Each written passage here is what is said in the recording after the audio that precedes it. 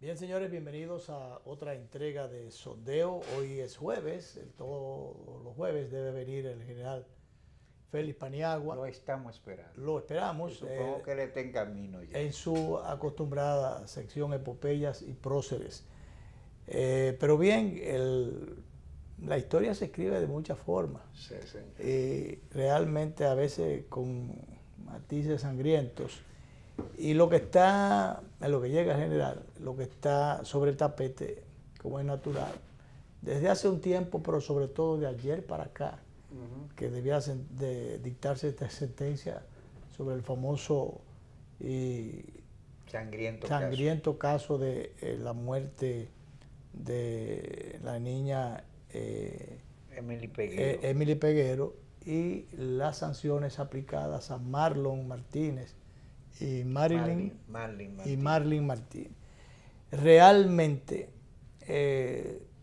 todo un hecho repudiado por la sociedad, que causó un estupor tremendo y un rechazo y que ha seguido remordiendo la conciencia nacional por lo atroz de este acontecimiento, la forma destemplada y de desprecio por la vida, como fue manejado esto por parte de una persona que parece que en algún momento entendió que el poder que tenía estaba por encima. Y la ascendencia social, porque la tenía. Exacto. En una aldea como Cenoví, él ya tenía una notable ascendencia social y una influencia política notable. Sobre esa base parece que ella creía que lo podía todo y que estaba por encima del bien y del mal, y que sobre esa base también ella iba a no estar al alcance de la justicia y que podía salirse con la suya, si se quiere, provocar un embarazo mal llevado que terminó en un... Dice la sentencia que no, pero para la sociedad dominicana fue un asesinato. Un asesinato. Entonces, un asesinato con niveles de crueldad, y que en eso el fallo sí está,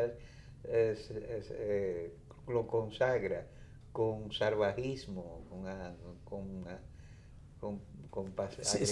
Sin embargo, no tiene la calificación no le dan la categoría de asesinato. No. Se queda, ¿a dónde es que está el negocio este? Homicidio. Ese homicidio no fue un asesinato. Los jueces determinaron que Marlon fue al apartamento de su madre con la intención de practicarle un aborto al adolescente con 5 meses de gestación y no con la intención de asesinarla, pero cometió actos de tortura y de barbarie. Tortura y barbarie. Tortura y barbarie. Entonces, apropiado. No, él no fue con la intención de asesinarla, pero él fue con un saco.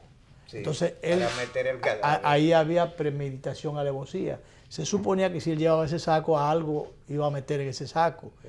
Y viva no la iba a meter en el saco. No. Entonces, realmente, esas son las cosas que uno no entiende. Yo creo que en el sentido general el Ministerio Público manejó, repito, en sentido general, manejó bien el expediente, la instrumentación y todo. Sí. Con unas notas de eficiencia en muchos aspectos, pero en definitiva... con las mejores intenciones. Las mejores intenciones, pero realmente los jueces fueron los que fallaron fallando y fallaron en el fallo. Entonces, en el fallo que dieron la sentencia. Sí. Porque realmente eso de que no fue un asesinato, de que, qué sé yo, esas atenuantes, fueron como suavizando poco a poco el asunto para que el golpe doliera menos. No, al contrario, como quiera ya la sociedad estaba dolida y agredida, y la sociedad en pleno, ya no voy a decir solo la familia de la jovencita. Y hay uno interpreta que hubo algunos manejos de la situación, repito, para irlo suavizando e irlo llevando hasta un punto en donde la pena realmente no fuera lo gravosa que se sobreentendía que fuera. En el caso de Marlon se entendía que eran 30 años. Se dictaron los 30. Y se dictaron los 30 años. En el caso de la madre, que fue protagonista principalísima en todo.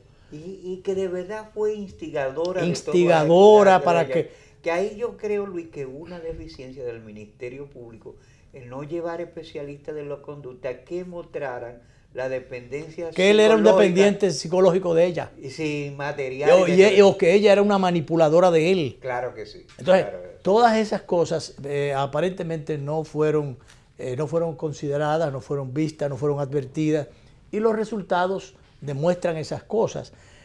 Otro detalle importante para la sentencia final, feliz sentencia, porque el pueblo de San Francisco, la comunidad de Cevico, Cenoví, y la comunidad nacional está realmente indignada por este fallo, porque esperaba los 20 años, por la participación que tuvo ella, la madre, por la insinuación a muchísimas cosas, por la presión que ella ejerció sobre él, por el rechazo que ella ejerció sobre la niña o sobre las relaciones y especialmente sobre el embarazo de la niña. Entonces, ella no quería que ese niño naciera. Así es. Sencillamente. Y entonces buscó todas las formas, todas las vías, y ya después de la jovencita estar muerta, estar sacrificada, entonces todas las astucias, argucias, todas las situaciones en las que ella participó, ideó, propició, pagó, participó e hizo. Que hay una deficiencia por poner de que ocultamiento de cadáveres. Fue intento de desaparición de cadáveres. Intento de desaparición de cadáveres. Es un crimen mayor. Pero muchísimas cosas más. Primero, ella, además, cuando hay tanta planificación y el involucramiento de tanta gente, entonces ahí definitivamente hay una complicidad. Claro que sí. Hay una complicidad o corresponsabilidad. Abierta. No hay que ser juez, abogado, especialista en nada. Porque fue ella que buscó al boli, fue ella que buscó los 100,000 pesos. Fue ella que lo llevó, que llevó el cadáver a la finca del amigo de ella, y fue ella que mandó a quitarla, llevarse ¿cómo se llama esto? La memoria el video. El video para que no quedara captado las cosas que hicieron en la casa campestre del amigo de ella, que ella, en un abuso de confianza, se metió ahí con el cadáver. Fue ella que borró también, que mandó a buscar las cámaras en el apartamento donde se hizo el asunto. Entonces, realmente, eso es complicidad directa. ¿Cómo estos benditos jueces vienen fueron dos razones o argumentaciones? Intento de desaparición del cadáver. Ocultamiento. Porque debieron poner intento de desaparición, que ocultamiento, es un tipo penal más grave. Ocultamiento del cadáver, y no recuerdo cuál fue la otra cosa, por lo cual lo primero era de, qué sé yo, cuántos meses a 2 años. Y lo otro era de tanto a 3 años. Entonces, y le juntaron las dos cosas, y por eso la condena le juntan para que llegue a 5. Porque si no, nada más hubiera sido 2 años. Sí. Porque es de tantos meses a 2 años. Entonces, pudo haber sido nada más 2 años, y como ya tiene 1 y pico presa, entonces ya ella hubiera ido. Entonces, ¿qué resulta? Que a la mitad de la pena, si tiene buen comportamiento, ya ella puede ir para afuera. Pero que como ella tiene, es que serían 2, 2 y medio. Pero que como ella tiene 1 y pico, o sea, ella estaría fuera de la reja. En año y medio. En un año. En un año, Danilo. Entonces, bueno, salvo que la familia, que debe mantenerse vigilante. No, es que eso va para apelación ahora. Sí. Eso va ahora a la Corte de Apelación y quién sabe si que eso llegue a casación. Quién sabe si eso llega allá arriba a la Suprema, porque realmente eso no se puede quedar ahí. En el caso de ella, la sociedad no acepta eso. Yo, Luis, creo que la sociedad tiene derecho a sentirse resentida, pero es un fallo judicial. que tiene todos los elementos de la verdad jurídica que es distante de la verdad fáctica. Exacto. Yo creo que quemar gomas y tirar... Ahí estamos de acuerdo, Danilo. Nosotros somos, tú y yo, en esta tribuna, de los que más hemos insistido en que aquellos paredones de opinión pública deben terminar, de que las presiones sociales que se ejercen muchas veces de manera desbordada para que los jueces o no hagan o hagan, dependiendo de cómo están los intereses, eso debe terminar y que debe respetarse el libre ejercicio y la consideración de los jueces en función de las evidencias, de los datos y las cosas que recojan o recaben, puedan tomar las decisiones que entiendan de lugar. Pero el tema está que es que hay veces que hay sentencias que son tan irresponsables, que realmente lloran ante la presencia no solamente del Señor, que todo lo sabe, sino de cualquier ciudadano, cualquier leguleyo. Porque es que hay tantas evidencias. En esto, por ejemplo, ¿cómo usted me va a decir a mí que va a condenar a esta señora por ocultamiento de cadáver? Ocultamiento de cadáver y qué sé yo, qué otra cosita más.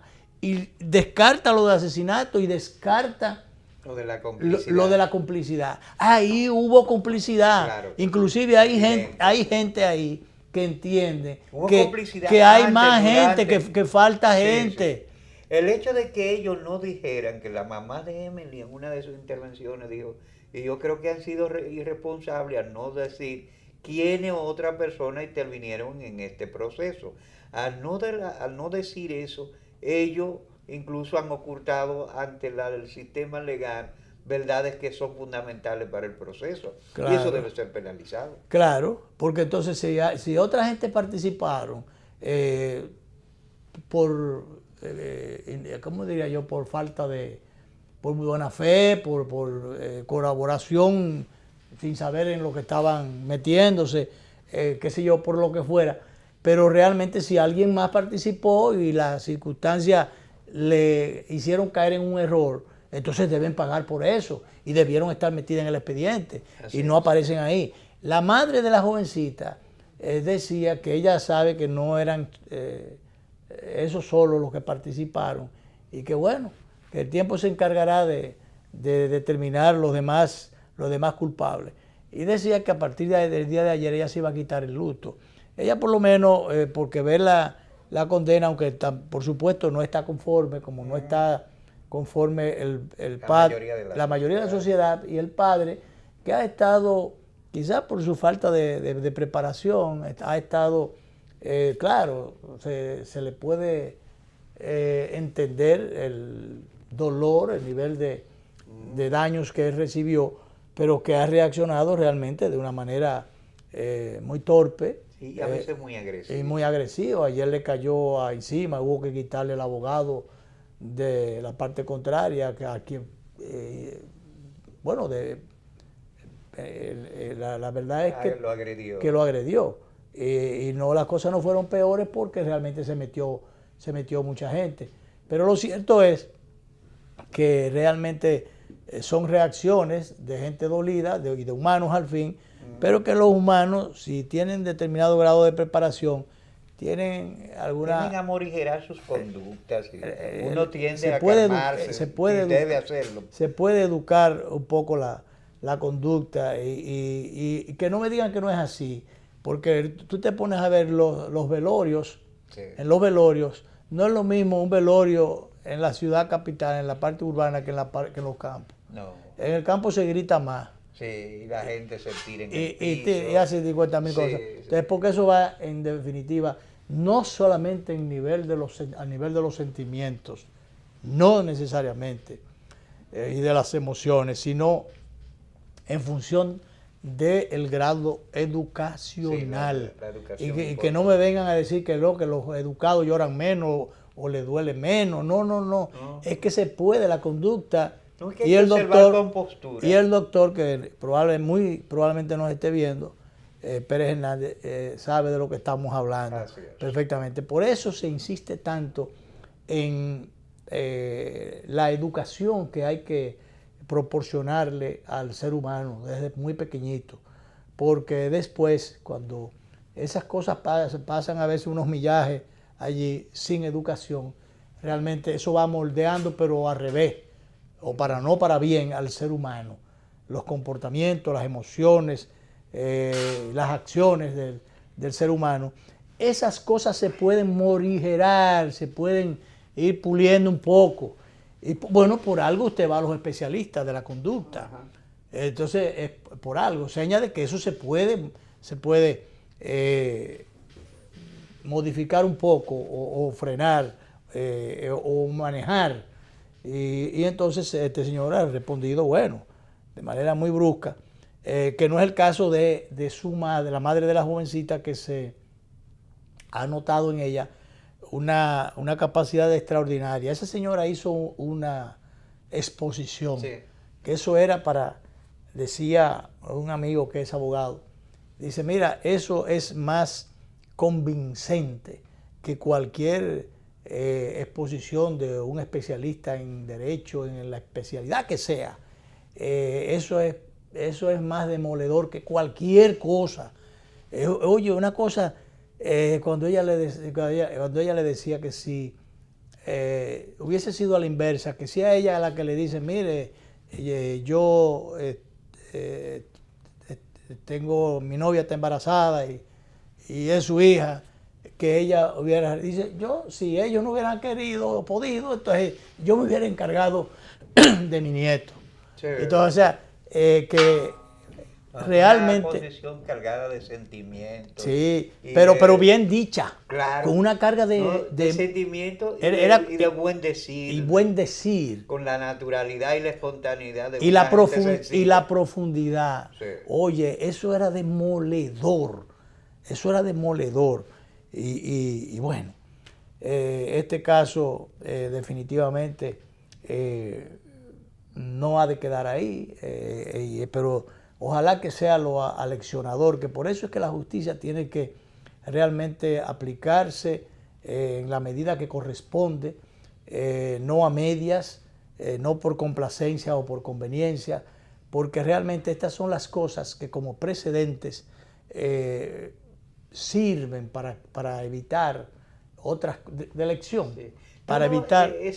con un fallo de ese tipo, dado el nivel del crimen, dado la característica de esta señora, la señal que se envía tiene una connotación muy importante. Claro. Hay que enviar esa señal. Claro, enviar esa señal para que no se repitan estos casos, por lo menos para que la gente lo piense dos veces. Okay.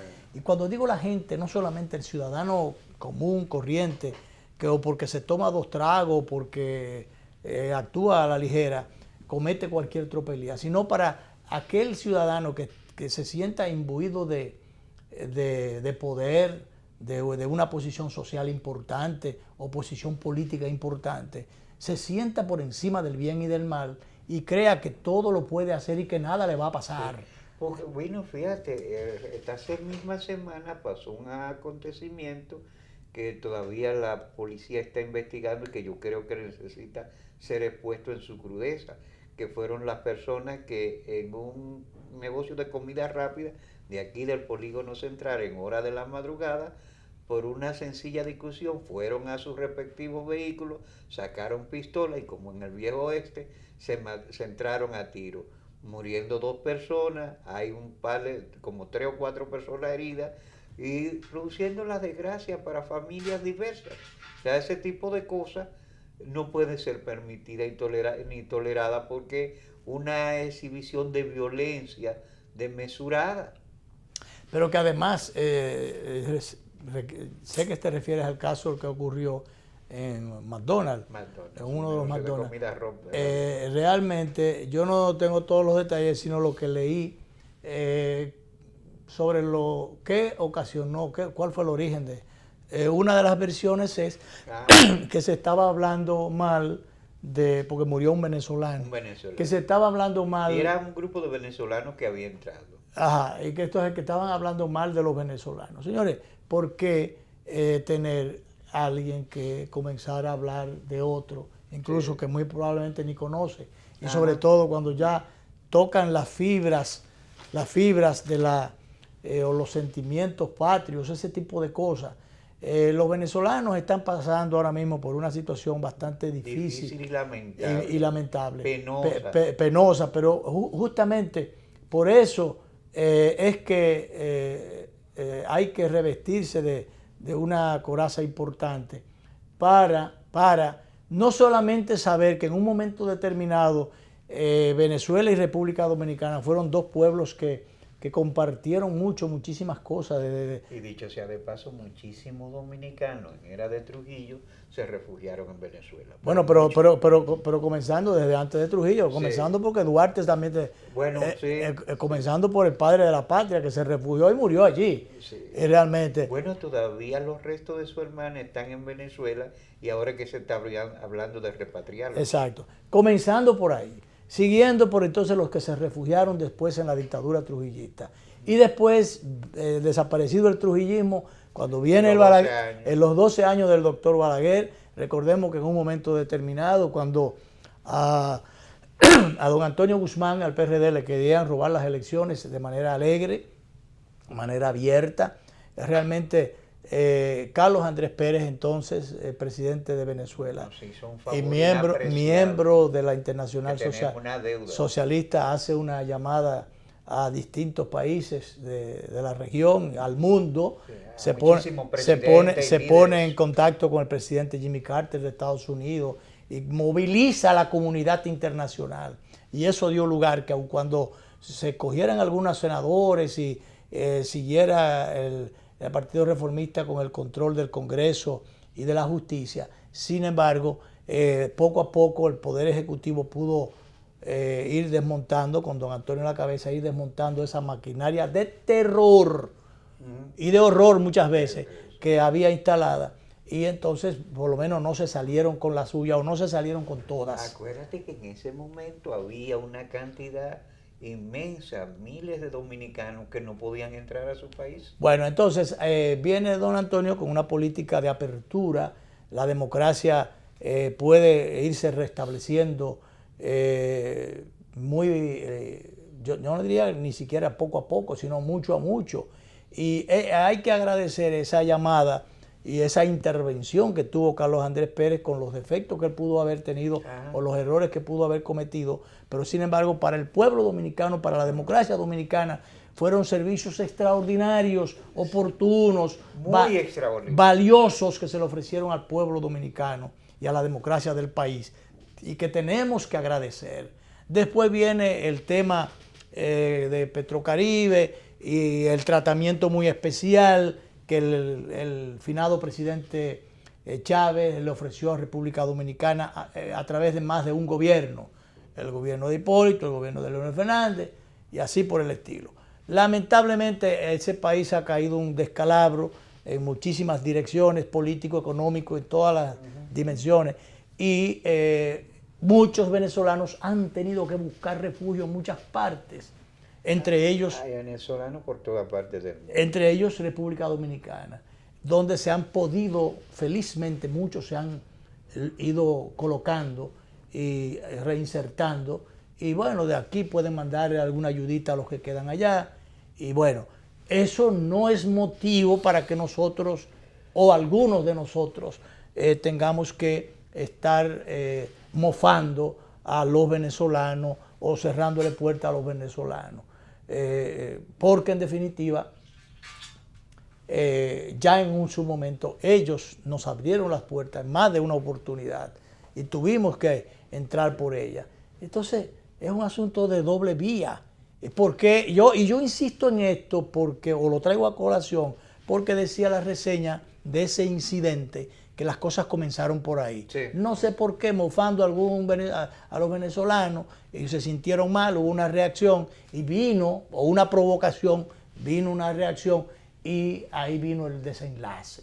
Eso no debería ocurrir, no debió ocurrir, sencillamente. Tú sabes que yo nunca olvido que en el año 79 yo viajé a Venezuela. Yo fui invitado por una agencia del gobierno venezolano. Y entonces allá hice amistad por venezolanos, son muy amables y el trato que me dispensaron fue el mejor. Y en un momento ya yo tenía que regresar y recuerdo que le digo me dicen 3 venezolanos que me quedara 3 días más por fines de carne, en realidad era. Y yo le digo, no, porque mi visa se vence mañana. Yo me dice, la cantidad de dominicanos que hay aquí legales es inmensa, y eran 3 funcionarios del gobierno. ¿Y tú crees que nosotros vamos a pelear por uno más? Quédate y no va a haber problema. Entonces me quedé esos 3 días en Chelcha con mis amigos. En el aeropuerto de la inmigración no te dijeron, usted se pasó 3 días. No me dijeron nada. Bueno, pues es malo que te quede, realmente. Sí. Vamos a hacer una primera pausa. Yo creo que el general está ya con el madero al hombro por ahí. Sí, el general acaba de llegar. Ahí está él parado en atención. De manera que vamos a la pausa y de allá para acá entraremos en... Vamos a ver por dónde andan las epopeyas. O a cuáles...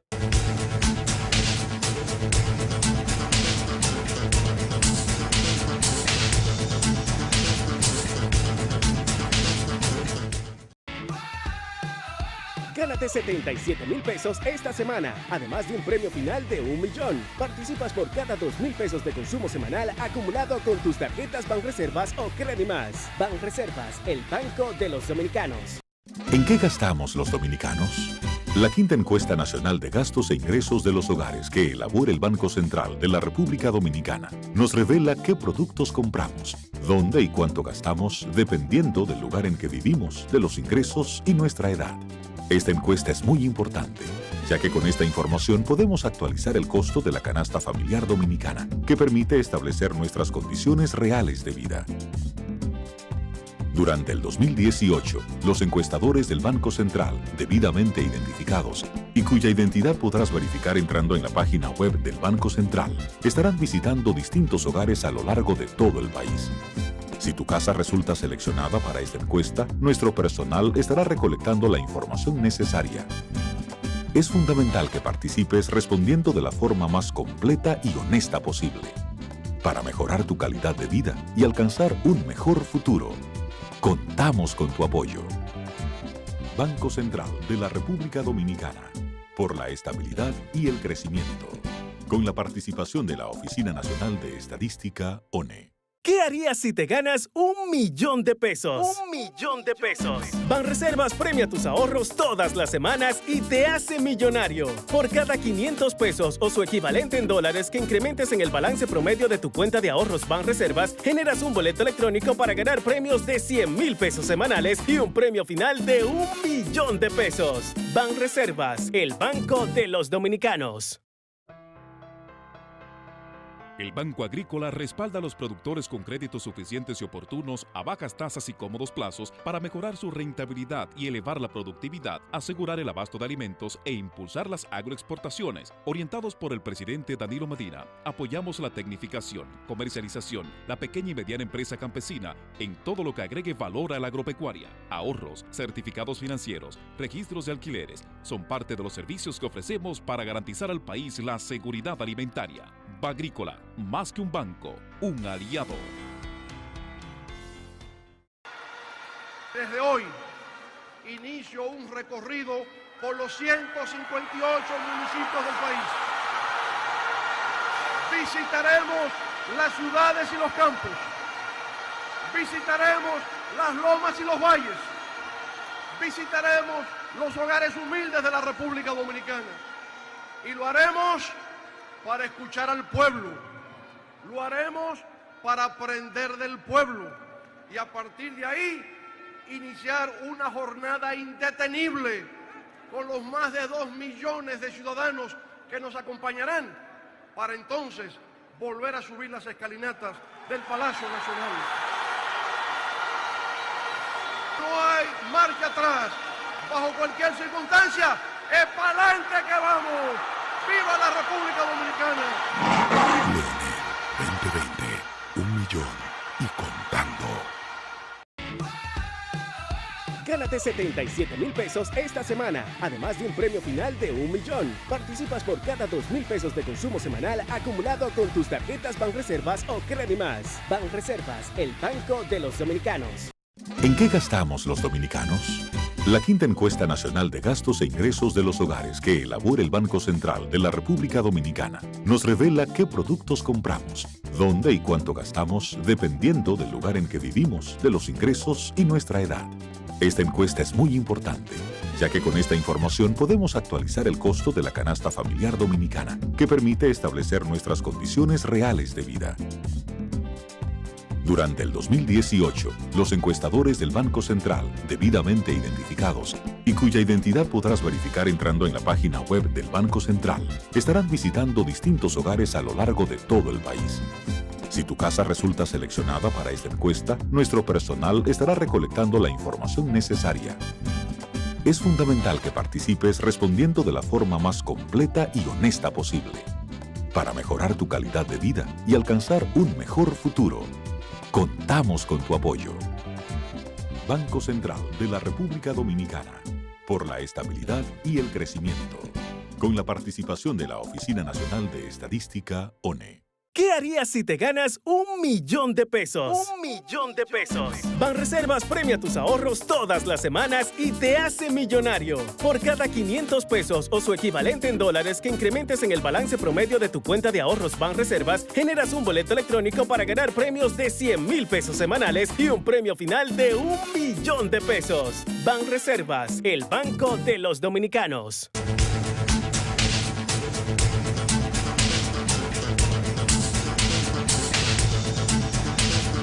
Bueno, ya estamos de nuevo. Damos la bienvenida al general Félix Paniagua. Es el dueño de los miércoles, de los jueves. Ay, si el doctor me oye, me debe estar oyendo. Sí. Porque el dueño de los miércoles es el doctor. Sí. Y de los jueves, por eso se nota tanto cuando él no viene.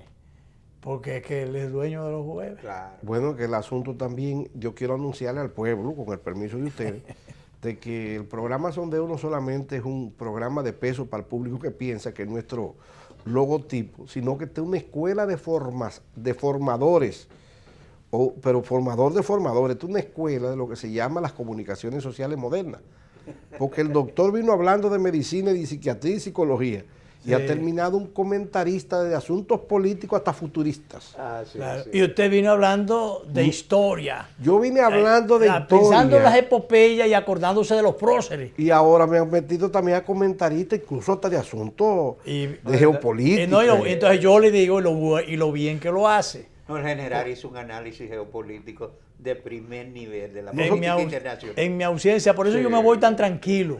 No, yo se lo agradezco la confianza, pero yo le quiero decir que ya esto no va a ser de gratis. Aquí que el que quiera aprender va a tener que pagarle a estos dos instructores. Claro, no, tenemos que hablar con los anunciantes para que sean más generosos, para poder extender un poco. Yo creo que sí, porque es una escuela. Cuando viene a ver una ONG que tenemos que poner. Sí, así es. Pero le agradezco y queremos comentarle. De aquí han salido, en general, varias, no solamente figuras para la televisión, los medios, sino programas como tales. Y además, pero ¿por qué no hacemos un repasito de alguna de las personas? Por aquí pasó el ingeniero agrónomo Hipólito Mejía, antes de ser presidente, su sección política agropecuaria. Por aquí pasó el doctor Milton Ray Guevara, de la sección... Jorge Eduardo Prat. Pero él primero cuando era director ejecutivo de Finju, después Eduardo Jorge Prat, después el doctor Olivares. En la sección médica el doctor García Ramírez, el doctor Félix Iglesias, el doctor Escaño. No, incluye a mí lo que se llama el programa de epopeyas y próceres. Empezó con usted. Empezó aquí fuera de Televisión Dominicana. Sí. Y entonces dijeron, no, mire, arranque para allá, para que allá que usted tiene su... Lo que pasa es que no fueron muy generosos mis caballeros promocionantes. Entonces bueno, aquí lo tenemos de nuevo. Sí, y tratamos de estabilizar y de salvar de los hartos por la vida al general Percival. Efectivamente. Tuvimos una sección cuando estaba activo, era coronel del ejército y era director de la acción cívica de las Fuerzas Armadas, a la sazón titular de las Fuerzas Armadas, Soto Jiménez. Después general Rafael Percival Peña tenía una sección aquí a paso doble, que la inició él solo traía por aquí desfilaron Sigfrido Páez, una cantidad de ex secretarios después de las Fuerzas Armadas, porque era una sección de la institucional de la Secretaría, entonces, de Secretaría de las Fuerzas Armadas, aquí en el programa. Sí. Después de ya salir del generalato, pasar a la vida civil, él siguió la sección a paso doble con Claudio Camaño. La hacía Percival y Claudio Camaño. Sí. O sea que esto ha sido una escuela de formadores. No. Para satisfacción nuestra, sí. y satisfacción mía doble también, porque ha sido la participación con Clime, que nos juntamos por allá por el Canal 13, a donde el programa duró 14 años. Después de ahí pasamos a Televida, otros 14 años, el canal de la iglesia, que en ese tiempo lo hacíamos en vivo allá en la mañana y lo pasábamos aquí al mediodía a esta hora. Pero entonces, bueno, nos sacaron de la iglesia. No fue que chocamos para nada. Así que Sancho, hasta con la iglesia hemos chocado. No chocamos con la iglesia. No, para nada. Pero los grandes sacaron hombres de cuarteles, que por lo menos somos totalmente dogmáticos, a imbuirlo en los asuntos sociales y hasta sociopolíticos, para decir. Así es, así. O sea, que no ha sido tan fácil. Yo lo recomiendo a ustedes como profesores, así que, queridos alumnos, pero ahora no va a ser gratis, ahora hay que pagar. Vamos. Sí. Yo estaba escuchando específicamente el comentario de ustedes, en otro orden, sobre la situación de San Francisco de Macorís. Sí, que ya está en un plano, felizmente, de tranquilidad. Una calma tensa, pero a la tranquilidad, porque ayer estaba la cosa difícil. Es que como estudioso del derecho, licenciado en derecho también que somos, y ejercemos también como abogados, yo estaba pensando, antes de pasar ese tipo de cosas y conociendo la sociedad de San Francisco de Macorís, una sociedad voluble, levantista, que no es todo malo también, porque fue lo primero de levantarse en la restauración y mucha gente de San Francisco de Macorís participó en todos los movimientos que han servido de reivindicar incluso hasta la patria. Pero esa misma tradición a veces de libertad se convierte en libertinaje.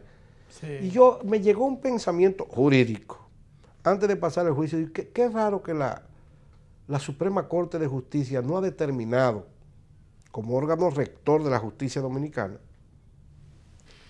pero tampoco se lo ha sugerido el Ministerio Público, de que se buscara, es decir, trasladar ese caso a otro departamento judicial. A otros escenarios. A otros escenarios que tiene la Suprema Corte de Justicia y la autoridad legal. De que ese caso se conociera, no de un tribunal acto, porque no en casación, pero sí que se conociera el caso en otra jurisdicción. Específicamente para que fueran otros jueces que no tuvieran ningún tipo de vinculación, que deje incluso hasta pensamientos aviesos por ser de la misma región. Y específicamente cuando hubo el fallo que yo respeto y que entiendo que lo que se debe hacerse es lo que la justicia dice. Exacto. Sí, ¿cuál? Porque, bueno, la apelación. Sí, la apelación. Eso va para, eso es lo que marca el procedimiento. Eso es lo que va para apelación. Pero que lo ideal es que si hubiese ido desarrollando escalonadamente y que en los grados que correspondieran, en este caso el primer grado, que a lo mejor se hubieran dejado las penas así, tal cual fueron dictadas y no hubiese espacio para escarceos o regateos si las satisfacciones se hubiesen logrado. Sí, pero es que ponerse de acuerdo todos los pensamientos, y más cuando se trata de sentimientos, y el torpedeo de lo mediático que, claro, por lo horripilante y fuerte, la presión social. Sí, eso afecta mucho, y nosotros refería ahorita que, por ejemplo, Danilo y yo, aquí hemos sido, en ese sentido, bastante contundentes con los paredones mediáticos que aquí se establecen con mucha frecuencia. Yo hice hasta un paralelismo histórico de carácter judicial, porque conocí el caso, una que de mi región y segundo que me veo envuelto, porque me mandan siendo coronel, comandante de fuerzas especiales, me llama el jefe de la Policía Nacional, eso fue en el 2004, me dice, mira, llégate a Asua y hazte cargo de la comandancia de Asua. Imagínese su pueblo. Un 22 de diciembre, digo, comandante, yo soy asuano. No es yo soy padre de la casa, que es una colindancia. Pero, no, asuano, exacto. Asuano. Aunque el de padre de la casa es un sanjuanero falsificado. porque queda, es un ni una cosa ni la otra, pero Tiempo no pertenece a Ocoa, porque por ahí bajando por somos vecinos. Por un bajadeo somos vecinos. Lo que pasa es que el Maniel era municipio, ¿me se entiende? Sí. Entonces me dice el jefe de la policía, bueno, yo te necesito a ti. Y me hace ciertas explicaciones que no lo voy a decir a él porque caería en inmodestia. Incluso él dice, mira, tu familia tiene una trayectoria limpia y cuando tú llegues nadie va a osar decir que hay componendas policiales, que hay prebendas y que te vas a vender. Digo, pues le agradezco esa confianza. Es el caso que asesinan, matan a un comunicador y le indican el crimen al grupo de los Saiyajines. No sé si usted se acuerda de eso. Sí. Bueno, los Saiyajines, entonces dice que salieron a cazar periodistas ese día. Eso fue lo que se dijo. Eso fue lo que se dijo. Bueno, César Medina lo dijo en su programa. Ahí viene el estereotipo de lo que se llama la propaganda, que llamamos ahora lo mediático, la presión mediática. Leito Reyes, una pluma excelente, gran amigo, conocedor de Asua, ido a destiempo. Ido a destiempo, muy a destiempo. Todo un intelectual de fuste y las letras y hasta un gentleman, como decimos, un gentleman para compartir, caballero. Un gran caballero. Entonces Leito Reyes me explica, se sorprende, después me mandan un vanilejo igual que usted. Acuérdense que soy de Ocoa, pero Felipe Ciprián. Ya nos independizamos. Pero Felipe Ciprián. Nos independizamos, emancipamos. Se emanciparon. Pero Felipe Ciprián es de Ocoa. Sí. Lo que pasa es que se ha establecido en Baní. Quiero concluir en este sentido de que 2 años después el individuo digo, mire, yo no hago nada ahí, ese individuo no está ahí, apellido Pujol, Blas Pujol, y voy conociendo el caso. Blas Pujol después, eso fue en el 2007, 3 años después aparece en las lomas de Ocoa, precisamente, porque sus ascendientes son de allí. Se atribuía que era familia del entonces gobernador, actual gobernador otra vez. No, ajá. Bueno, él le fue impuesta una sanción de 30 años. Yo le voy a ser sincero. Yo que he conocido ese caso, y yo no gano nada ni lo conocí, y es probable que si nos hubiésemos enfrentado en ese momento, quizá cargo con esa responsabilidad de que la orden que yo tenía y la intención era, porque además es un tipo, o sea, darle para abajo, proceder, con entrenamiento militar y estaba decidido.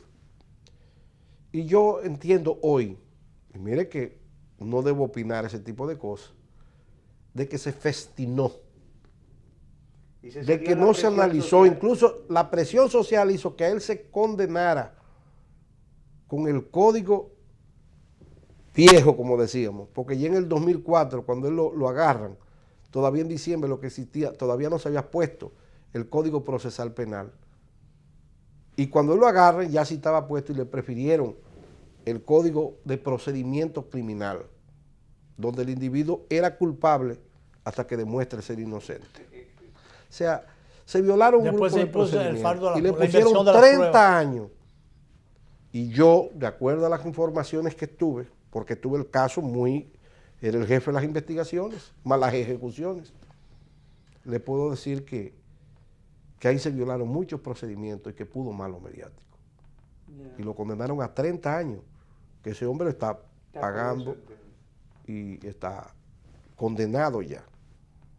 Pero yo conociendo el caso, yo creo que se festinó, para no decir que se condenó, porque hasta donde yo vi, hasta donde a mí se me informaron, hasta donde pude comprobar, de acuerdo a los experticios hechos por la Policía Nacional, es lo que era un cómplice.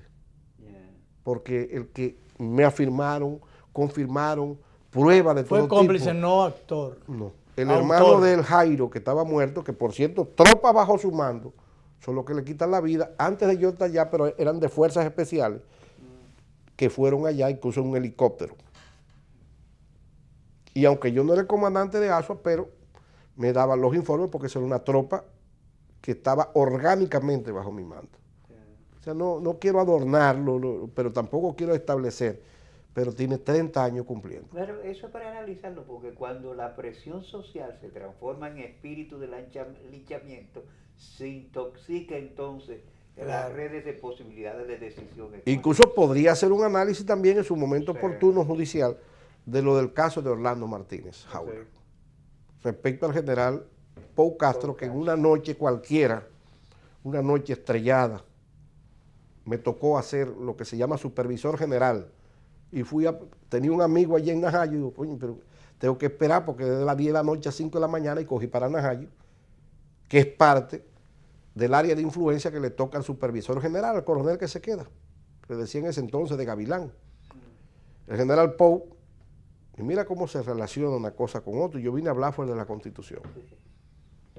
Y en esa noche yo llego más o menos a las 2 de la mañana, o más temprano, el sueño no lo conciliaba, y estaba haciendo un chocolate de agua y me brindó. Y él, sin yo pedirle, o tenía su cliché, él comenzó a explicarme lo que él sabía y cómo fue. Sobre el caso de Orlando Martínez. Y él vivía con la esperanza de que como él se le condenó siendo sexagenario y el Código Penal Dominicano, en uno de sus articulados, daba un atenuante de que los sexagenarios condenados con penas criminales se le tomara en cuenta para libertad condicional, es decir, la conmutación de la pena en la mitad. Sí, presión suspendida. Como él ya tenía 10 años, él estaba esperando, incluso habían enviado el caso para que lo conociera la Corte y el Departamento Judicial de San Pedro de Macorís. Dice, bueno, ya yo... Sí, pero ese fue un caso muy sonado que difícilmente podía... La presión social. La presión social. Claro. Pero en el caso de él, que porque aquí nos conocemos todos, Sí. Él fue muy amigo de mi papá y por consecuencia también me tocó una parte de la amistad. Y entonces recuerdo que recién ocurrido el caso de Orlando Martínez, yo me encuentro caminando en el cocal de lo que era el Hotel Boca Chica, que lo convirtieron en otra cosa, En el hamaca. en la hamaca. Sí. Vamos ahí, él vestido en ese coronel, momento de coronel, y yo de civil porque yo soy civil. Entonces nos encontramos, él y yo solitos, caminando así, y entonces nos saludamos, y dice, caramba, la muerte de este muchacho. Resulta que yo trabajaba con Orlando Martínez. Sí, Yo en el Nacional y digo, él en la revista Ahora. Entonces, fíjese que cuán sorprendido fui yo cuando poco después termina él involucrado muy directamente en el caso. Entonces, él sabía que yo era amigo de Orlando, trabajaba en el mismo sitio de Orlando. Él quiso tomar la temperatura. Entonces tomar la temperatura, manda eso, era una forma de retroalimentación. Yo era de los que en principio pensé que él ni siquiera por ahí había pasado, porque fue una forma de manejar con alguien conocido, mandar algunos mensajes a ver si la realidad podía entonces distorsionarse. Entonces eso me quedó trabajando durante... ¿Te sentiste molesto porque sentiste que era utilizado? Era una forma de utilizarme. Sí. Yo lo sentí así. Eso me No, y quedó... hasta yo sin decírmelo una manera de yo tomar la temperatura, Sí, qué piensa, cómo está la cosa. Sí, entonces yo ahí entendí, él con esto quiso decir, yo soy comunicador también, que mejor que un palo de la misma estilla del mismo palo. Sí. Y entonces no, pero bueno, cosas de la historia. No, eso es parte de la historia. Vamos a la pausa, sí. general, Bueno. y nos metemos porque hoy estamos a 8, pero antes de ayer estábamos a 6. No, y vamos a hablar Que no de debió ese. celebrarse el 5 si era el 6. Usted y yo estamos de acuerdo. Lo dije Entonces lo que hicimos fue un grupo de holgazanes en vez de ser una semana de trabajo, Claro. como lo demanda la Constitución misma. Vamos a la pausa y el general, que es un hombre por la línea, se meterá en los temas constitucionales. A propósito de la Constitución de San Cristóbal. Que no se proclamó en San Cristóbal. Ajá. Y se le pegó a San Cristóbal el 6 de noviembre. No, se inscribió, pero entonces se proclamó fue en la provincia de Santo Domingo. Y eso lo explicaremos. Ah, bueno. Eso debieron trasladarlo para acá entonces. Bueno, pero vamos a la pausa.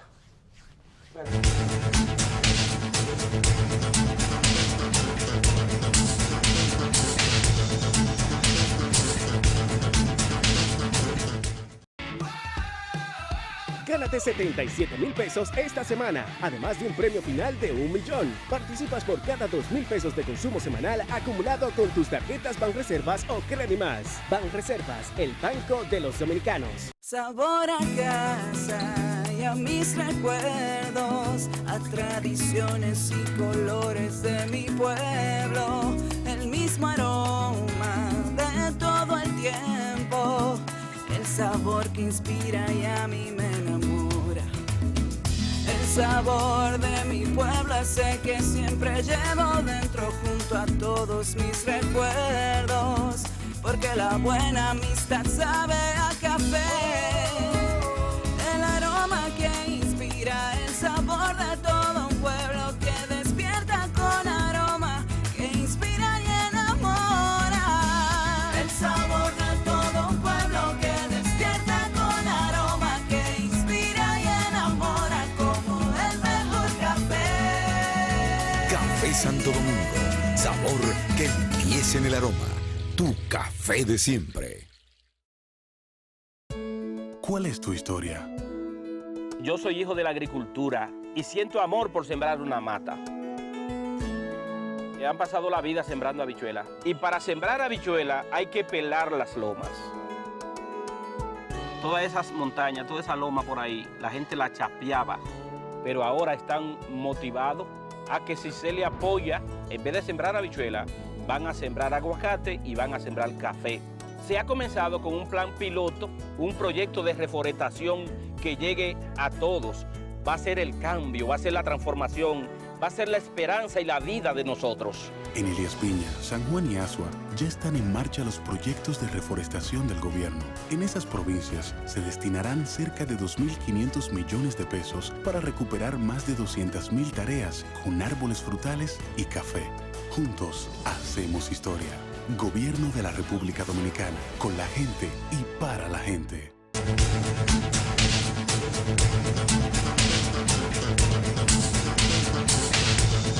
Bueno, aprovechando los minutos que nos quedan en general, bueno, nosotros queremos aprovechar a orientar al pueblo dominicano y que se recuerde que el pasado 6 de noviembre, que cayó martes, pues la Constitución de la República, que es nuestra ley de leyes, que el ordenamiento jurídico de un Estado, lo que transforma de un pueblo, de una nación a un Estado, es una constitución política. O sea, una nación, un conjunto de gente que hablan su idioma, sus creencias, pero tan pronto se constitucionaliza, eso es el Estado, es decir, es el pueblo organizado.